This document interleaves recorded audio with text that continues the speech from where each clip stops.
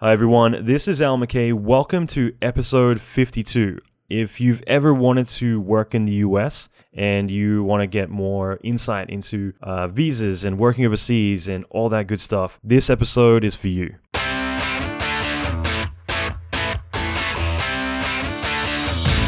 Welcome to the Alan McKay Podcast. Alan is an Emmy Award-winning visual effects artist and mentor to many leading industry experts. Listen in as Alan talks with other industry leaders in film, video games, and visual effects about their experience, lessons, and methodology. Alan will teach you pivotal advice to fast-track your career, better your skills, and reach your ultimate dream job. Check out the latest episodes on alanmckay.com. Okay, so first of all, if it sounded like I was laughing a little bit in the intro, it's because I managed to just hit myself in the nose with the microphone just as I'm about to hit record, as clumsy as I am. But this episode is really cool. This is something I've wanted to do for a while, and I have gotten so many people asking about it. So this is something that I generally get a lot of people asking questions about anyway. And whenever I've mentioned it on the podcast or in a email or anything like that, I've gotten so many people reach out like, yes, I want to know about this. So about a week or two ago, I put out a message or a post on Facebook as well as Twitter, and I basically just asked people, what are some questions that you have pertaining to how to work in the United States? Is there something that you're curious about, something you'd love to get more light shed on? And I had gotten such big feedback about this. It was huge. So I went through and filtered through it all and tried to find, some of the unique questions, and, a lot of the other ones were really good, but there are ones that I was already, intending to ask anyway, so it wasn't that big a deal. And so I spoke to Amanda. She was really kind to spare like an hour of her time to talk over this stuff. And I think that this is going to be a really great and really pivotal episode to everyone, especially at the moment. So as I've mentioned before, the big goal for me is this month I want to make sure that we are equipped with all the right kind of weapons for next year. I wanted to really kind of carefully pick the episodes I wanted to do for this month to make sure that they're all the ones that are really going to make a big impact. And I think for a lot of us, maybe it's going to be, hey, I want to go work in LA, or I want to go work in New York, or I want to go and work in Canada, London, whatever. And so even if you have no interest at all in working in the United States, there's so much key vital information here that I think will really be valuable to you, okay? And I think just in general, it's going to be the thing, it's going to be the keys to kind of hand over and kind of start the ignition on maybe what the next step in your career might be, okay? So I did have one person ask, like, what's the benefits of working in the US? Like as if it's like, I got to sell him on the idea. But I will say that, like, especially for visual effects, for design, for games, the United States, just like many other countries, it's one of the big places for our creative industry. You'll go to Norway, or you'll go to Sweden, or you'll go to Italy or other places. Like there's plenty of countries all over the world. I know I just mentioned all European ones, but there's plenty of countries all over the world that have a good, sustainable business. You can be creative, you can do a lot of great stuff. But at the same time, there are some that have definitely been kind of industrialized. I think that's a word, where, it's definitely, there's a lot of opportunity. They're really big hotspots or hubs for a lot of this work. And the United States, if you want to be working in design, like New York is huge for motion graphics, for print, for a lot of different areas. LA is a massive machine as well. San Francisco, is still one of the big tech booming places, and even Austin, Texas as well now. So, I mean, the United States is great in many different ways, and it's definitely larger than life. I could probably do a great tourist, promotional video on why come to the US. But, for me, it's my home these days, and I love it. And more importantly, I do think there's a lot of opportunity. You want to come work in video games, you could go work in Australia, Finland, or, a lot of other places to get that sort of work. But here you've got all these different opportunities, and I think it's great. And at the same time, like, it's not really simple, especially the process to come work here. And And it definitely seems like a bit of a mystery for a lot of people, and that's why I think this episode is going to be really insightful. Now, one thing I want to mention, and I'll mention it again at the very end of the episode as well, is that I might do a follow-up, and that is that if you listen to this and you have a lot more questions about this, let me know, because I might do a follow-up episode about this, or at least dedicate a portion of an episode to this as well. There's a lot of stuff that I thought would be really great to cover, but I felt that the passage that we're going down in this episode was a really good one, and it was more pretty upbeat and more informative than anything. So I want to kind of stick with where we're going with it. So that is something that I might revisit this subject later on anyway. But Amanda is definitely the person to talk to. The last thing I'm going to mention is that almost every single visa that I've had, I went through her and her firm to get that. So she's handled all of mine. She's been someone who's just been really just reassuring. The experience has always been really comfortable. For me, this is a big deal. This is your livelihood. This is, if your visa went to crap, or you got rejected and you couldn't go work on a project, that's everything.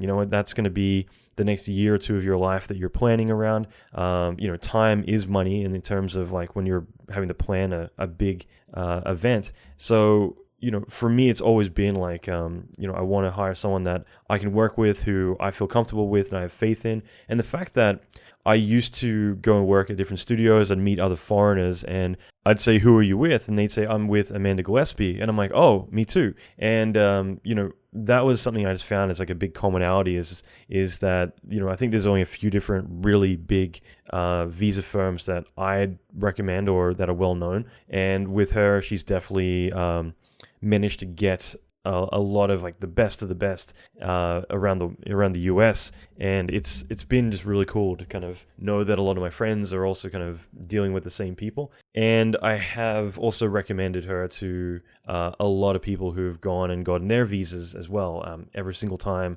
successfully. So I'm not saying that like I've got some hidden agenda. I just really want to say nice things, because for me, it's just been a really great experience. And that's why out of anyone I could have spoken to, she was the person that I approached first. And I was really grateful that she could spare the time to chat, because I thought this is something that, even myself, I could benefit a lot from, just to kind of maybe fill in the gaps where I'm not quite sure. But for a lot of you, maybe you've thought about it in the past, like, one day I want to go work in the US, but because it's so elusive or eluding, one of the two, because of that, you don't really know where to start. And so it's kind of hard to kind of pull the trigger on that and get things going when you don't really know the steps to take. So it always becomes one of those like, one day, maybe, but if you knew what to do, then you'd start to kind of work that into your goals. I always say you need a vector, and in other words, a direction. And if you don't know how to take those steps, then it's going to stop you dead in your tracks. So I think it's just really important, and I'm hoping this episode kind of sparks that interest in a lot of you. So that is it. I'm going to leave it there. I will mention a few things at the very end. Like I said, this month is your month, and I want to really dedicate a lot of my time and content to you guys. If you're on the insiders list, I'm hitting it hard. I'm kind of almost self-conscious right now because I'm firing out so much content. I've put out about 5 or 6 hours of training videos specifically for you guys in the past week. So on top of that, I'm doing other stuff too. So if you're not on it, you've already missed out on those videos, but I've got some other cool stuff coming up next week. So get on there, www.alanmckay.com/inside to subscribe. All right, I'll leave it there. Let's get into this episode.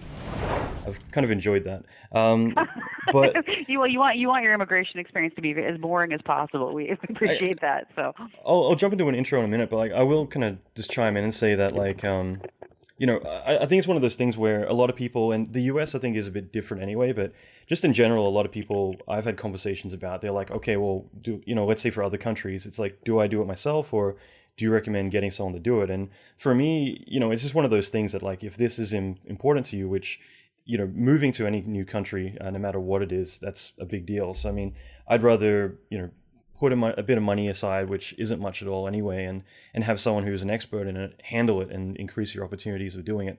Otherwise, it's like you could do it yourself, just like doing your taxes or something. You can do it yourself, but you're probably it's not gonna be as smooth sailing as you might expect.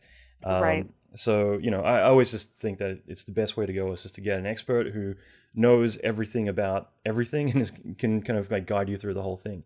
So, yeah, but that all being said, like, do you just want to give a quick intro or overview of like yourself, but also your firm and like what you guys specialize in? Absolutely. It's my pleasure. So I'm Amanda Gillespie, and I'm the manager of extraordinary ability cases at Samuel Christensen Law. My background is as a writer, so I have a master's of fine arts in writing, which has served me very, very well in terms of touting the extraordinary abilities of my clients, who I do believe are truly extraordinary. For about 11 years, I had my own immigration consultation firm, and then I recently partnered with Samuel Christensen, and it's been a great partnership. We work primarily on the extraordinary ability categories of visas. It's an employment visa for persons with a high level of achievement, but we do all sorts of visa types, and so there's a whole family of visas that we help people to get. And if they don't qualify for a visa now, then we also spend a lot of time speaking to people about how they might get to a point where they do qualify for a visa. So there certainly is a way to point yourself at a desired visa classification and to work towards it, which is also something we do. So awesome. Yeah, that's what I'm up to day in and day out, and I'm very lucky to have the job that I have. That's cool. That's great. And yeah, by the way, like I know you guys throw some like awesome O1 parties all the time, so I got to get to New York sometime and attend one of those. But please do. Yes, I've seen some clients quite late at night wandering around, and they feel friendly enough to just go up and say, "What are you extraordinary at?" Which is, I think, the only party in New York where you'd see that happen. So you're most welcome to come, by all means. I've had that in my visa interviews. Like I've been called up at like the U.S. consulate in Sydney, and they're like, "So what makes you so extraordinary?" And it's like, nothing. Like, what do I say to that? Well, it's so funny. I've got so many British clients who find the whole category just absolutely excruciating because they're very modest nationality, and they're like, this is such an American visa classification because it's very self-promotional. But people get nervous in those interviews because they are asked that. But the fact of the matter is, it's such a rare classification that really sometimes the agents are actually just kind of tickled, like they want to know who they have before them. So it's a friendlier question than it may seem. Yeah, and well, that's actually like what I liked about the concept of you throwing the O1 parties, and that is just because you're essentially bringing a bunch of people together who've clearly done really well at their career, and like, why not throw them all in a room and have some booze and like see what kind of happens from it? Because and I actually know the answer to that question. What happened? I've been there at 4:00 in the morning. So. Yeah, a whole lot of drinking and probably ends in karaoke, I'm sure. Indeed. Cool. Well, let's just dive into this. But like, do you want to? Like, I'm sure you get this a lot, but like, do you want to give a bit of a bird's eye view overview of like what typically people can expect if they know nothing about the whole process of like getting a visa? So initially, like, how initially they might get going on it, but also more about how long it takes, all that sort of thing, and what to kind of expect to need to do during that process. Absolutely. There are a couple of different basic employment visa categories that tend to work for the vast majority of persons. I mean, there are a couple of oddball categories, but the primary work visas that people are going to get are either going to be the E3 if you're Australian, or the H-1B. And those are kind of, the argument of those is that you have a kind of specialized knowledge, either from education, professional experience, or a combination of those two things, and that there's a U.S. job awaiting you, and it's a kind of perfect fit, and that's the argument of the visa. Those categories are very much premised upon education, all right, and a degree that matches the job. One thing with any of employment visa, and sometimes persons are very disappointed by this news, but you do need to have a U.S. sponsor, all right, and that's a U.S. person or a U.S. company who has need of your ability. With the H-1B and E-3 categories, that must be a full-time job offer. And people get very frustrated, and I sympathize deeply. It's a bit of a chicken and egg problem. and I know it, but it's that, if you had a visa, you could find a job, but if you had a job, you could get the visa. Yeah. It's hard. People manage to do it, but I do know, I appreciate the stickiness of it, but that is absolutely a requirement. With the extraordinary ability category, the O1, which is something I'm specialized in, I've done a great many of these visas. You still do need to have a U.S. sponsor, but that relationship can be a looser one and more open. And so people will call it the freelance visa. It's not quite, but it's a lot closer. And it's the idea that you've got a U.S. person or company in the U.S. who needs your extraordinary ability, but it needn't be a full-time arrangement. So it's less of a commitment to the sponsor. Importantly, with any of these visas, sponsorship, it's got kind of a heavy avuncular sound to it, right? Like the sponsor has to make sure that when you come to the U.S., you don't hang around with the wrong kids and start smoking too much. But really, though, it's purely understood as an employment relationship. You're coming here because someone wants to hire you because for your skills. And I think the idea of it too is just that the U.S. has enough American starving artists, so we don't necessarily need to import them. And so you need to have work here waiting for you. With the O1, importantly, you can come and you can come with an initial offer and look for more work beyond that. And the O1 does enable that because of that more elastic relationship with the sponsor, if that's helpful at all. Yeah. With any of these categories, you're looking at a processing time of a couple of months to prepare and a couple of months for the USCIS to respond. And so it's not forever, but it's not the quickest thing. So you do need to have that sponsor who's willing to wait for you to go through the process. Yeah, and that's a good point actually, because I had a few people ask this, and I think it's a valid point about do you think that you're going to scare employers away by saying, hey, I need a visa and everything, because it does take a little while. And I'll just chime in and say that I've seen a lot where sometimes people will get a visa, and it just means that they might need to work remotely for a couple of months while it kind of goes through that process. But sorry, but if you have anything to kind of add to that. No, I think that's right. I mean, I think the thing too is that I'll speak for New York. I mean, I think a lot of employers that you're talking to, they're visa savvy. They've been through this before, and hopefully they've had a good experience. They should have had. It's not a heavy thing for them. They give some very basic information and they sign 3 times. It's a pretty good deal for them, right? And then they get this awesome person, very probably with a charming accent, to work on it. They get to see them every day. It's a swell deal. It doesn't cost them anything beyond employing the person and paying them a fair wage. But you'll have sponsors who say, "Yep, I totally get it, and I'm happy to sign." You'll also have sponsors who say, "I've been through this before and I won't do it." And so if this helps at all, to not take it too personally, if they say no, because some companies really do just have a policy that was there before you walked in the door and met their HR person or interviewed. Mm-hmm. Yeah, that's a valid point. I guess because I've done it a few times now, I've helped a lot of people get theirs and kind of go through that process and kind of talk about what they can do. And I guess it's one of the big things that comes up is that how do you approach an employer and say, hey, I want to come work for you, and how do I get started? But before I need all that, I need to get moved here. I also need to get a visa. I need to get sponsored and blah, blah, blah. And for me, I've always found it's kind of like if you to go up to a girl and say, hey, do you want to date? And also I'm going to need to marry you, and we should exchange keys. And, you do it gradually. You don't and I just snore. And exactly. So yeah, I mean, I think that's pretty important to kind of gradually move into it. You don't just kind of throw the whole image in front of them, but more, get someone interested and then kind of start to discuss the fine details once they're interested, rather than throw it all at them and, kind of see what sticks. Because a lot of people, especially if they haven't done it before, I think a lot of people are going to freak out a little bit, wow, this sounds like a really painful process. But one of my friends, I helped her get her visa last year. And that was the thing, is just kind of talking to them saying, are you interested in hiring me? And then, by the way, I need a E3 visa.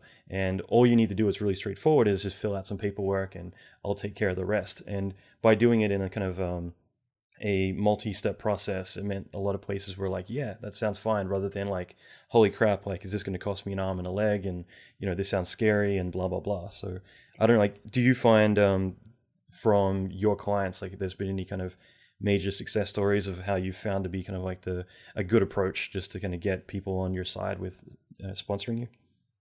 I think that I mean, it's a conversation I have with people all the time, and the persons that I'm meeting who qualify for this visa, I mean, they're already a kind of person, like they're very ambitious and they're very smart, and I think the ones who position themselves best do a lot of homework before they start interviewing, so that if the interview is going very well, and maybe it's the second or third interview, they can say, listen, this feels great, and I'd love to take the job. I know that I qualify for this kind of visa. I know the office who does it. I've been told I have I have an excellent chance of success at it, and here are all the things you'd need to do. When someone's working with us too, if a sponsor wants to ring me and just ask what it means, I'm happy to take that call. And to give you a sense, once they talk to us, they're hugely reassured, just because it really is very simple. And importantly too, once the person has the visa, they're like any American that company's working with, right? Like it really is purely an employment relationship. And if the person quits or if they want to lay the artist off, they may, right? There's no added layer of commitment that sponsorship brings. Yeah, exactly. That's a good point. And just kind of curious, like, is there any, because I know some visas, I mean, obviously you got things like J1 is more like an apprenticeship visa. L1, I believe, I just came across this the other day actually, is more, I guess you're transferring from a company outside of the States that has a company here. I could be wrong about that, but then O1's obviously is the Kanye West rockstar visa. But like, is there one that's more of like an emergency one? Let's say that you're an actor or something and you need to be in the country, the next week. Is there like drop 20K in this mailbox at this hour? And I think the person who tells you that should be reported to the correct agency. So, I wish there were. I mean, there is kind of like a quickie, like artist visa. The P, it can be a good visa in a fix, but the problem is that while the P is something you could get together very quickly, it's still going to go to the USCIS. It still needs the processing time there, and so there isn't that 1 week visa. It's hard. I wish there were, because it is one of the things where immigration doesn't align with how the entertainment industry works. Because I get those calls all the time where someone needs a director here, in 7 days, and that doesn't exist. I wish it did. That $20,000 mailbox thing, though, you just send me an email when you hear stuff like that. So I'll save you $20,000. So yeah. No, that's good to know. And so I'm just kind of curious, like, bear with me. By the way, I just got to apologize. Usually I'm not sensitive to caffeine, but today I'm like jacked up. So I had a pot of coffee. If I hear the trampoline in the background, I'll know exactly that it's not just me. So I was just kind of curious though, like, what are some of the things you can do that might increase like the likelihood of getting? Actually, before I jump into that, one thing I might mention, and I found this to be really reassuring, because for me, I'm always someone who I'll overcomplicate everything because I want to make sure I cover every basis. So there's plan A, B, C, Z, and if one thing goes wrong, there's the next thing. And that was one thing I really enjoyed whenever I worked with you guys, was that, if I would be like, well, what if this goes wrong? And what if that goes wrong? What if I don't get my thing and my world falls apart? And it's just, for me, like, you guys have always been like, look, if you don't get it, then we're going to do a bit more paperwork, and we'll get it, So what's the case typically if, let's say, you did get rejected, that worst case scenario that you apply, and I'm sure there's a lot of due diligence beforehand anyway, so that way it's not like you're taking on a case that's not more than likely a sure thing. But in the off chance that it did kind of fall apart, like, is there just a bit more additional work involved, or what would you say is the typical process for that? Yeah, for sure. I mean, we're really cautious about what cases we take, and so I only take cases I feel certain will be approved. But that said, it's not completely up to me, right? Like, I have my best guess and I have my experience, but there is such a thing as a bad agent. There is such a thing as an agent having a bad day. Those things happen. Sometimes the mailroom, I think, loses part of the case, that kind of stuff, right? Yeah. For what it's worth, it's rare. Immigration, it's a big clunky system, and people like to complain about it, and it gives them lots of good reasons to, but it's a good system. If you've got a good case, it's very probably going to be just fine. But if someone is, what happens is the case goes into the USCIS, they're either going to say yes or they're going to ask questions. All right, they don't say yes or no. If you get some really bad questions, that's sometimes you'll get a request for evidence, and you think, man, this is worrisome. This agent isn't getting it, or they're hostile for some reason. So usually we can kind of give the client a heads up that this may not go well. Now, importantly, if the worst thing happens, right, that the case is finally denied, here's the thing. Being denied a visa is a really big deal, because that means that you went to an embassy and they rejected your application because you had a criminal violation or an immigration violation. That's a visa denial. Right. Being denied an O1 classification, it just means that the government looked at your case and they said, listen, right now, this does not seem like the best kind of visa for you for this job. And so it's a bad day. It's a bad phone call. I hate making them. But, the government isn't holding that against you. And so my first question to the client is like, can we refile? Let's do it. Let's do it right now. And when you send the case back in, you're going to get a fresh look. And so they're not going to say, oh, here we go again. It's not a narrative for them. Yeah. You'll get a new agent very probably, and they'll look at it. And so again, it's of course a bad day. It's disappointing news, but it's not at all. It's not the end of anything at all. And we're ferociously stubborn, so that's part of it too. So, that's good. But also too, it's a good system. If you've got a good case, it will get through. So you don't have any sound effect machine when you call up to give the bad news, like wah wah wah wah. No, I try to keep the theatrics to a minimum, but the client supplies that, unfortunately, sometimes. Yep. And so, yeah, it's hard. But I mean, I think too. I'm so blessed. I mean, again, the clients that we're dealing with, I mean, they're very smart people, and they're stubborn too, right? Like they've got their eye on something they want very much, and so when I tell them they have to fight a little bit longer, they're game for it, and certainly we are.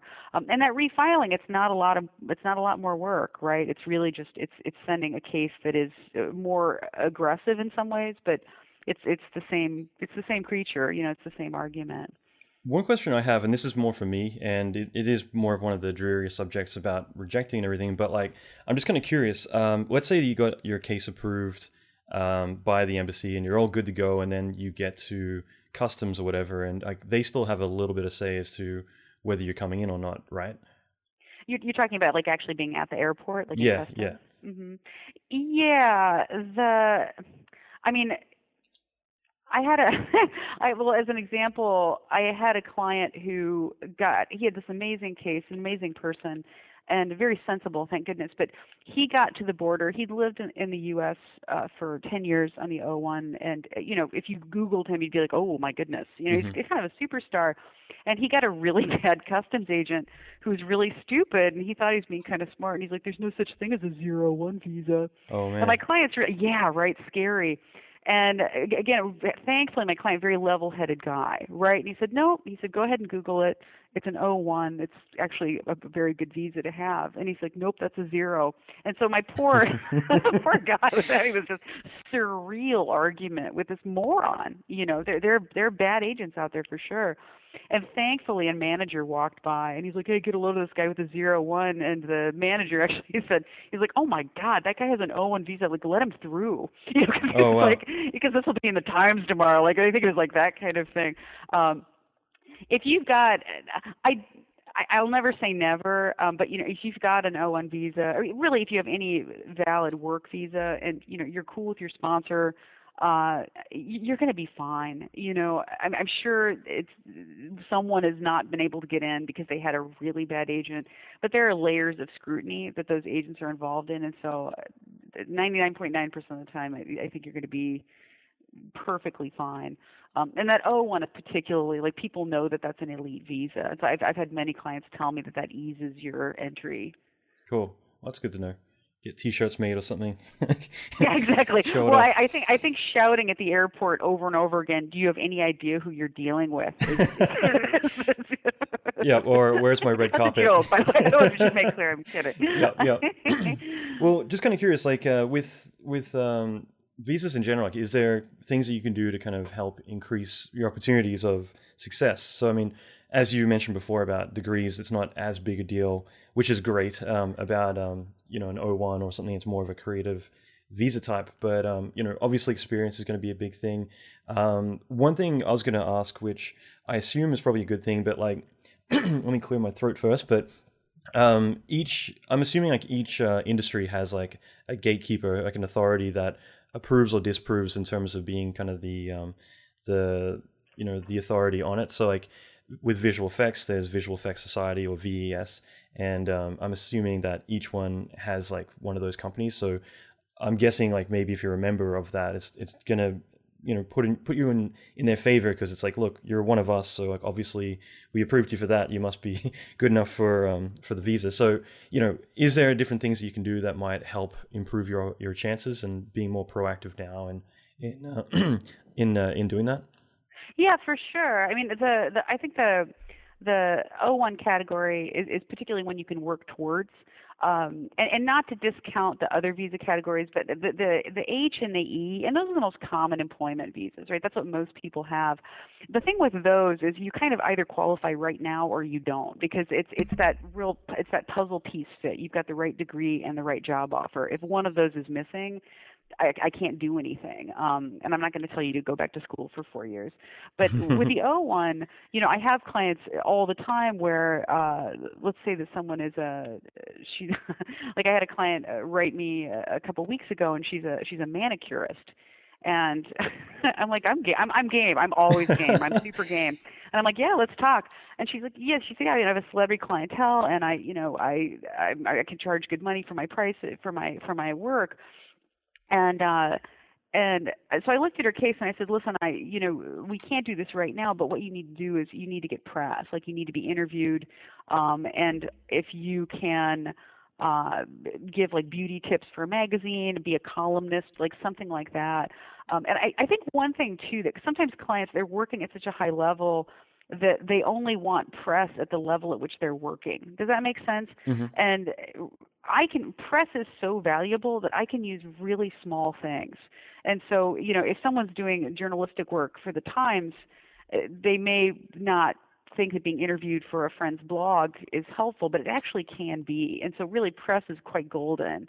And even things like pictures of you at a party published like in a magazine, like all that stuff is actually completely useful for my purposes. So, sorry to cut in, but I say, like, when you say pictures of you at a party, you're not talking about like hugging the toilet. You're more talking about like, doing press photos with a nice fancy background of logos and whatnot, right? Well, it can be more in the middle.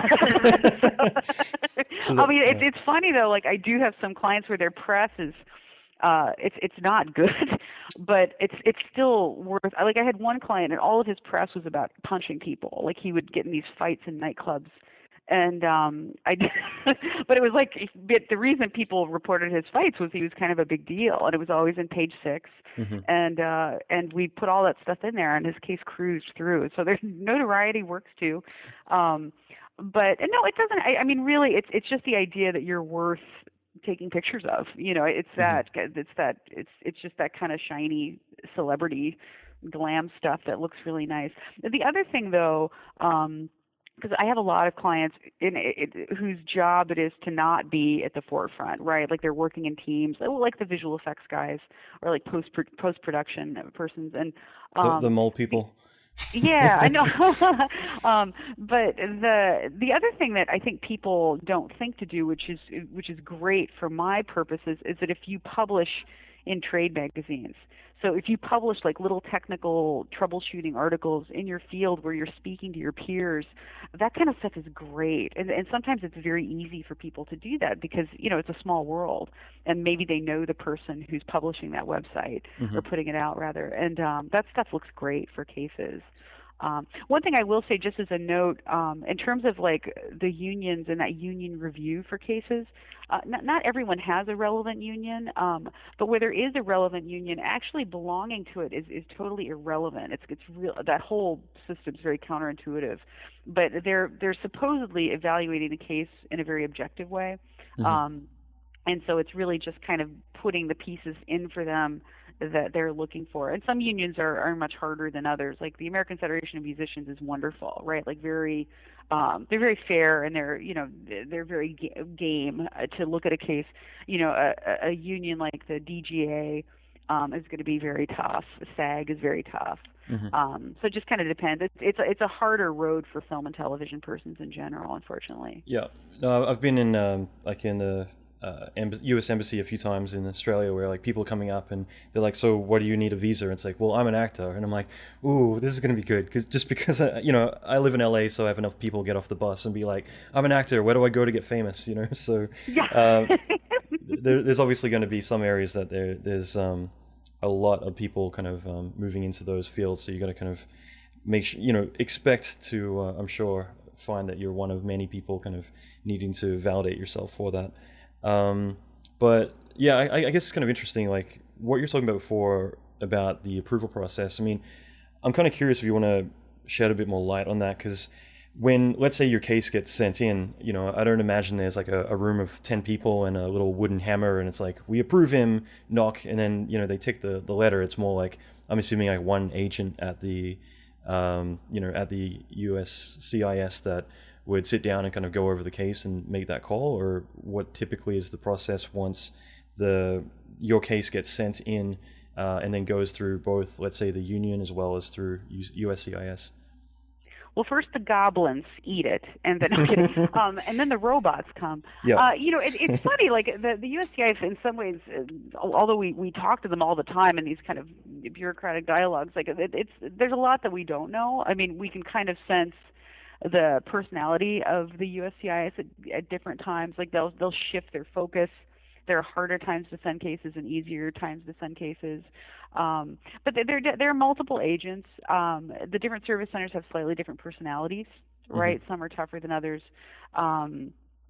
But are you talking in terms of timing or just kind of in terms of... Well, I guess I'm just kind of curious, like, who makes the decision. I'm kind of curious myself, actually, just because, like, let's say you send it in. It's kind of like a microwave. You put your food in and suddenly it comes out, like, magically cooked. And it's like, wow, but, like, what was the process? But I shouldn't say that in case it's a little magical I'm denied for us, too, honestly. Yeah. Yeah. I mean, because the only time that, you can't speak to the agent. Right? Like, there are rare instances where you can, but it's very hard to do, and you only need to pull. You should only pull that lever when something has gone very awry with a case, right? Where you need to speak to the agent, say, listen, something. You're talking about a guitarist, and we sent you a case for a clown. Like we need to talk right now. Actually, I'm just going to jump in and say, like, I actually had that exact thing happen to a friend of mine, and one thing I'll quickly say, because I know a lot of people have asked about like immigrating from New Zealand to the US, for instance. And I know one thing with him is that he actually, because of Australia and New Zealand's relationship, he just became an Australian citizen just to expedite it because of the E3 visa. So he did that, which was just made it a lot simpler. But then he was coming over here to work as like a supervisor on a feature film, and it was until the very end. It wasn't his fault as much as it was, I think, the HR at the company he was working with. Someone messed up, but basically they finally came back and said, like, we're still in the middle of getting your trapeze artist visa. And I'm serious, like, that's what they were processing. So, I mean, obviously it's like a big miscommunication, but like, that was like one of those instances where it's like completely different visa to what he was actually going for. Yeah. And then did he have to become a trapeze artist in order to keep the visa? That would be a great. I rarely talk about him in the kind of bad ways, just because he's such a great guy. But like, there's been plenty of situations where I've seen him do stuff, and I'm like, this is a prime example of what not to do. And he pretty much got upset, and he didn't need a visa after that day, just because the job kind of fell through because of his attitude towards it all. So I can completely understand him being frustrated, but I think it's one of those times that you bite your tongue and try and find a solution rather than getting really upset about it. Yeah. I mean, certainly like absurd things happen.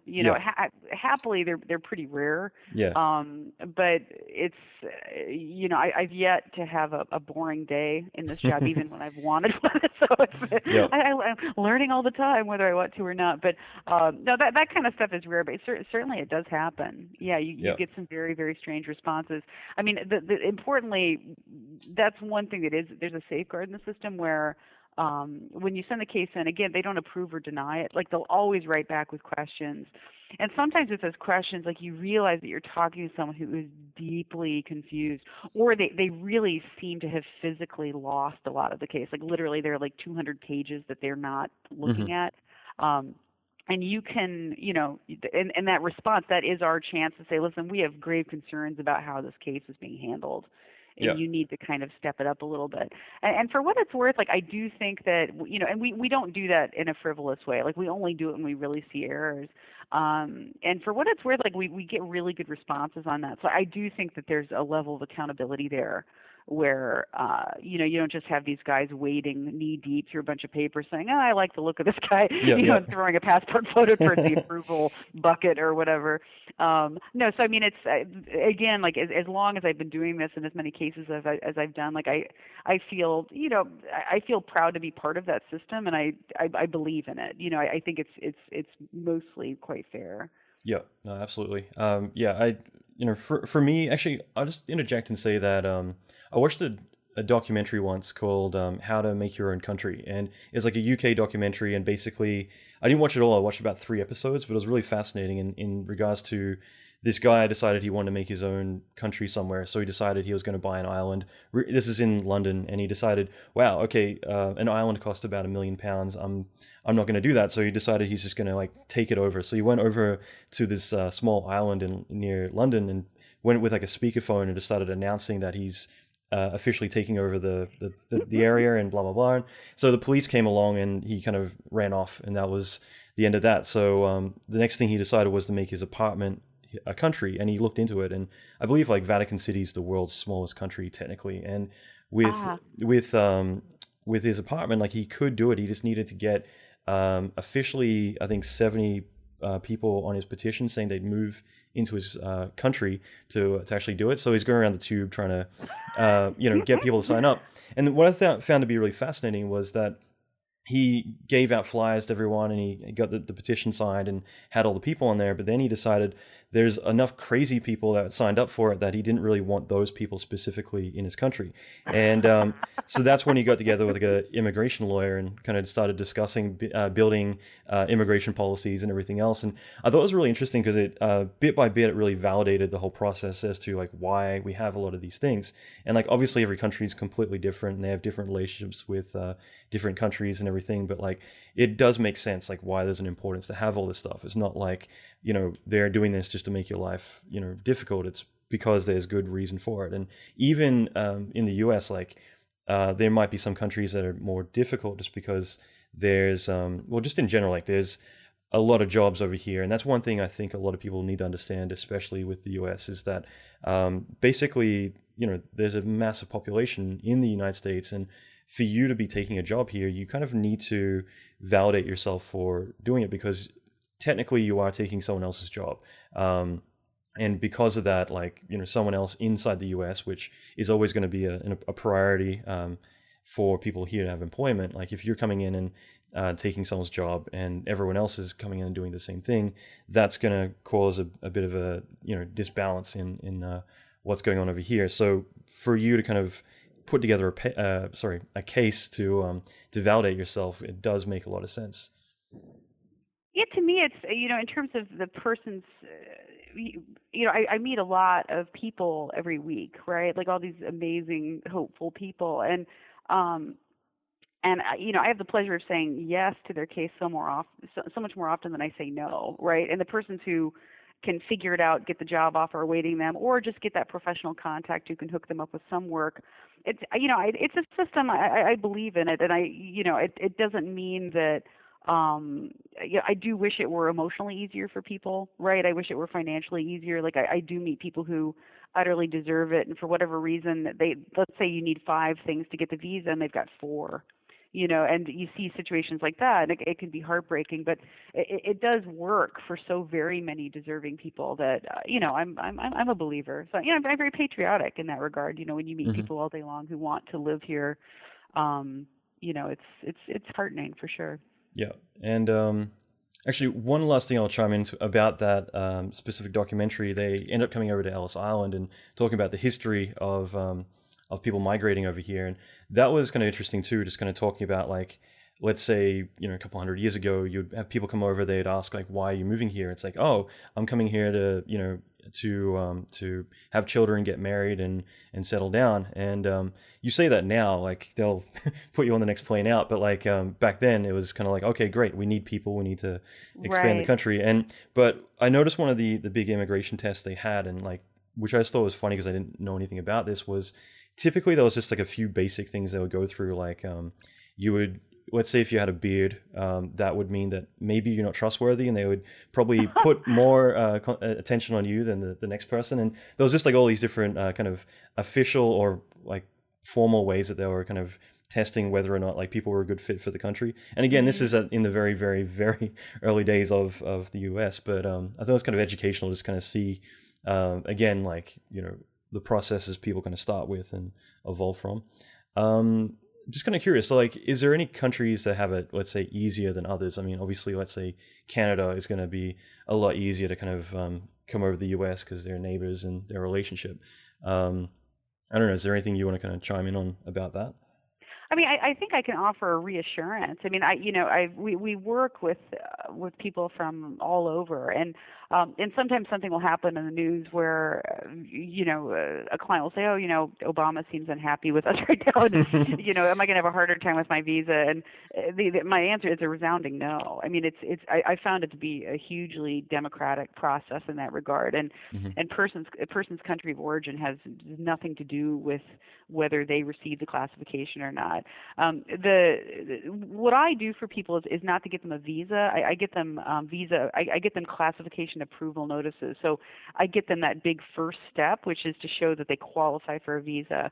There's a second step where, in order to activate that approval notice into your passport, you go to a U.S. embassy outside the United States, and that is where nationality plays in, not in the sense that if you're Iranian that you probably won't get it, but just some embassies have different personalities, some being harder than others. And so, but in terms of the USCIS looking at someone's case, it's kind of a wonderfully narrow focus. They're like, do you qualify for this visa, and is there a job or some form of work awaiting you in the U.S.? So I've only given people good news in that regard, and that's because I think sometimes people are, they've got 3 different passports, and they're, because they have dual nationality or whatever, and they're like, oh, Italian or Swiss, and I'm like, it's a non-issue. So I think it's very fair in that regard. Cool. No, that's great. That's really cool. And I don't know. I think we've covered a lot already in this, so there's not really too much more I want to kind of mention. Kind of jump into. There is a couple of questions that, like, I had a lot of people ask questions, but most of it was stuff that I hope to cover anyway. But Frederica Ariensen wanted to know, what if you lose your job? Like, how long can you stay for? And I know that's a more visa specific, but like, do you want to maybe shed some light on, like, let's say you come over here, and like, I'm sure for a lot of people, security wise, that's a big fear about, like, what if things kind of fall apart? Like, what then?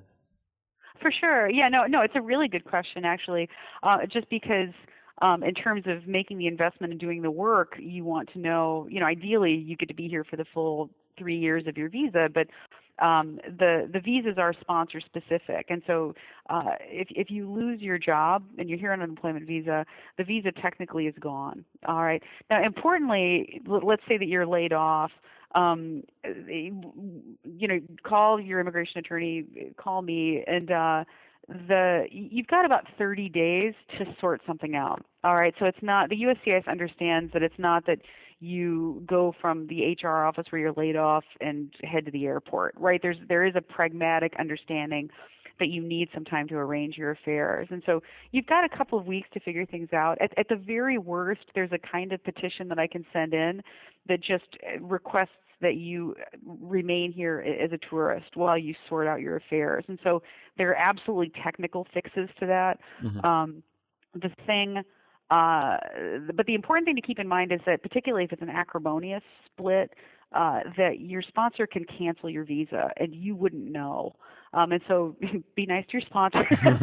keep it very nice and above board. But it's not catastrophic. Importantly, too, all that work that you did on your initial petition, all of that recycles forward, right? Great. You're not starting over again at all. And so it's generally very quick to get a new petition together. Great, that's cool. And one thing I wanted to mention this one from Tim Allen, just because I think it's kind of an important one to go over, which was, do you require sponsorship to work in the US on a permanent basis until you get your green card? And I wanted to mention that one just because I think you can probably shed a lot of light on this, but in general, I think it's probably a big no-no to kind of start talking about your work permit and then start mentioning like your green card and your intention to become a permanent resident, because that's going to put you in a case of like those are your intentions is to stay longer and you know. I think it depends on to whom you're speaking. Tell your bartender whatever you want, and drinking and immigration woes go nicely together. It actually completely depends on what kind of visa you have, and so it has to do with whether your visa is dual intent or not. And so there are certain kinds of visa categories where, for example, if you were in the country on an F visa, a student visa, if you had an F visa and you went to customs, you're like, I love America, I want to stay here forever. That could be grounds for just sending you back, right? Yeah. The F is not dual intent. You may not be here on a temporary visa and express an intention to be here permanently. Now, the O1 visa is dual intent, right? So you're coming in on O, you say, I love America, I want to be here forever. And I'd be like, oh, you're amazing, come on in. So it actually completely depends on the classification. And so it's true that with certain visa categories, that's actually toxic, Right. but it's not true of all of them. Okay, that's good to know. Yeah, I've had a few times where people have kind of asked me where I'm expecting them to kind of, I think they're expecting me to trip up a bit, like, how long you intending to stay for, but more specifically, like looking at my, expiration of my visa just to kind of see whether I'm going to be like forever. But that's good to know. So I said one more person asked, Martin Sortel was asking about, and I mentioned this earlier, the biggest question I would have is how would this impact my future tax arrangements after I cease to work in the United States? Likewise, how would this impact any banking I would undertake overseas during or afterwards? So I just figured I'd mention that because obviously while you're in the States, you're going to be paying taxes. I don't think it's going to affect you afterwards, but I'm guessing like even if you technically were a resident of the US, but then you went off for 6 months elsewhere, you're still going to have to pay taxes in the US. Is that right? You should talk to my brilliant accountant about that. The short version is that there's a big difference between being a non-immigrant, being here on a temporary visa, and being here as a permanent resident. And so that I can offer that. And so if you have a worldwide income and you're in the U.S. on like a 3-year visa, for example, all of your taxes are going to remain the same. You'll pay taxes on U.S. earned income, and that's it. If you become a permanent resident, if you have a green card in the U.S., then that will alter your tax status, and that can involve your worldwide income and have longer-term repercussions. And so when persons are interested in a green card, I always tell them to talk to their accountant first, just so that they understand the ramifications. But that's unfortunately as much as I can offer in that regard. That's great. And is there any online resources you'd recommend just for people who want to learn more about the process? And I know, again, some of this will be more country specific when you're trying to find out, what qualifiers you need specifically, but is there anything you'd recommend people kind of check out? They should all come talk to me. I mean, I think, I guess the persons who seem best positioned to work on it and to think about it are persons who they have friends who have a kind of visa, and they talk to the friend and they've kind of learned from them. I think Googling endlessly is insanity making, and it's very anxiety making. It's kind of like looking up symptoms for whatever you've got. It's going to... Yeah, where like if you Google rash, you get itchy immediately, like that kind of thing. And, the other thing I'd say too is that, people come in with, inevitably come in with kind of this bouquet of horror stories about different visa categories. And, and certainly bad things happen and people have bad luck or make bad decisions. But really it's a good system. And so my analogy with that is that, I take, I live in New York and I take cabs all the time, and, hundreds of times probably, but the only stories I tell are the ones where a guy pulled off the road in Brooklyn and proposed to me in a not very friendly fashion. Wow. That's my horse, and it's funny and it's weird, but that's the story I tell. And I think to kind of keep in mind that people don't tell the boring stories where it worked out just fine. Where in Brooklyn? Because I think that happened to me as well. It's possibly we're related right now and we don't know it. That's right. That's right. But yes, I think to not be too scared and just to get information sooner than later. That would be my advice. Mm-hmm. That's really cool. And just in general, we've kind of already covered this, but sorry, I don't know why I got such a foggy throat today. But with visas, so if right now, you got off listening to this podcast and you were like, hey, I want to go work in the US. I think I'm qualified and everything else. Obviously reaching out to you is the first step, but for them, just so that way they get a good indication of what the first couple of steps are going to be. They're going to speak to you, you're going to walk them through it, and then start to put together a case. What kind of stuff would they need to start getting ready, just so that way they're kind of prepared and they've got everything, so that way they can hand it over to you and you can get started. Absolutely, yeah. Really, I can tell so much with a resume, but almost everything usually. And by the way, I will get you my updated resume this week, I promise. Yes, that was actually just me hinting. You've been very bad. No, but an updated CV. And the funny thing is, I have some people I have a website, or here's my bio. I want lots of information. One thing that people do all the time. And it's a professionally smart and strategic thing to do, but they'll give me their Illustrator CV, and what they aren't telling me is that they're also a photographer and a writer. And when you're looking for a job, you target, you edit your CV with your targeted audience in mind. But the visa categories, a lot of times I can use information that you think isn't valid. Does that make sense? And so please don't edit. Let me know everything you've been up to, because a lot of times things that you're no longer interested in, I can actually use to make a stronger case. And so, don't give me the one-page CV, give me the three-page CV. That's such a good start. And I can tell so much from that about what's possible and how one can move forward. That's great. That's really cool. And actually, that's one thing. The only time I ever update my resume, which is why it's going to take me a bit to get mine together right now, is that I'll update mine whenever I'm renewing a visa or whatever else. Just because for me, I don't typically use a resume, so of course. But that's when I do it, I have to put in so much information because you need to be pretty detailed. And so I went to work for George Lucas's company, Industrial Light and Magic, and at one point they'd asked me, years and years ago, can we see your resume just so we have it on file? And the only one I had was what I would consider a visa resume. So they were like, we've never seen a resume this big before. It's 17 pages long, and they're used to seeing one page. It's what movies have you worked on? What are your skills? But with me, it's just look, this is all I've got. So please enjoy. Right. Goodbye. Yeah.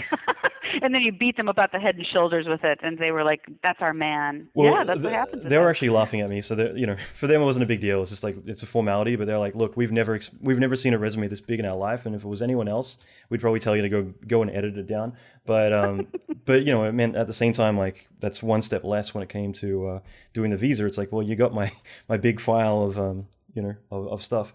But that's really cool. I think it's good to know. And with you, if people want to contact you and possibly talk about future steps, do you have any contact information you want to recommend? I do, yeah. Email is probably the quickest way, and just let me know who you are and what you're up to. And so it would be amanda@sclawnyc.com. Mm-hmm. Our number 212-625-2522. Those are both very good ways to get a hold of me. And yeah, I'd love to start a conversation, and even if it's just to get a sense of what's even possible, to speak to someone sooner rather than later, because I think this is something where people do a lot of thinking about it at 4 o'clock in the morning by themselves. Yep. And information, actually, generally people are hugely relieved by information. I have very few people who are unhappy at what they hear. So yep. Yeah, get in touch. I'd be happy to help. Well, I appreciate you taking the time to talk about this stuff. It's been really great. Well, thank you so much. I appreciate the opportunity. All right, so I really, really, really hope you enjoyed that as much as I did. And again, I want to thank Amanda. This was really cool. And like I said, a couple of things. If you have questions or this kind of inspired you and you want to know more about this subject, write in the comments. Go to www.alanmckay.com/52. So 52. Leave a comment because, first of all, I always read them, and I just want to say that I'm not the best at responding, but that's something I want to change. So if you're putting the time in to write to me, then I definitely want to try my best to respond back to you whenever I can. But secondly, if this is something that you find really informative, then I'd like to do a follow-up and maybe answer some more questions, like do a bit of a small portion of an episode dedicated to this subject. So that's all I'm going to say about that.